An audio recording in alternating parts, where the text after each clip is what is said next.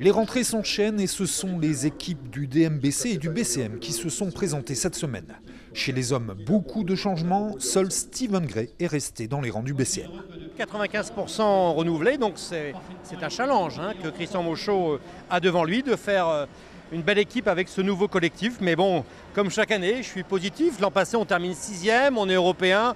C'est vrai qu'on rêve tous de ce fameux titre, de passer ce premier tour des playoffs, d'aller en demi-finale, voire en finale. Nous avons réussi une fois par le passé contre Pau Orthez il y a maintenant une bonne dizaine d'années. Ah oui. J'espère que nous puissions à nouveau revivre ça.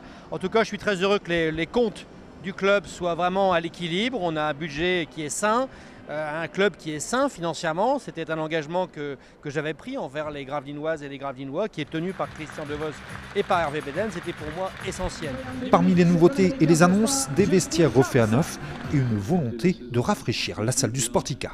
Puis nous travaillons pour regarder comment donner un coup de jeune, si je puis dire, à cette salle, lui rajouter bien sûr quelques sièges, mais au-delà de cela, lui donner un coup de jeune. Nous en avons besoin par rapport à la télévision, par rapport au spectacle, si nous voulons continuer de pouvoir attirer dans les meilleures conditions possibles des partenaires ici au Sportica Gravelines. Et nous en accueillons beaucoup, 180 entreprises qui soutiennent le club de basket et je m'en réjouis. Deux équipes très liées depuis la saison dernière, ni une fusion, ni un mariage, mais un rapprochement afin de mutualiser les moyens avec par exemple les maillots et leur code graphique commun. Côté compétition, les objectifs sont clairs, terminés en haut de tableau. Il reste quelques jours de préparation et la victoire le week-end dernier lors de la Coupe DLSI est plutôt prometteuse et rassurante. Pour le moment, tout se passe bien. Pour le moment, beaucoup de positifs. Évidemment, il y a encore beaucoup de travail parce qu'on est encore en pré-saison. Il reste encore 10 jours à peu près avant une quinzaine de jours avant le premier match.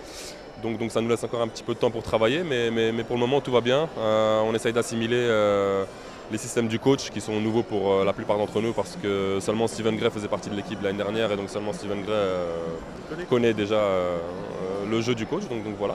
Pour le moment, ça va.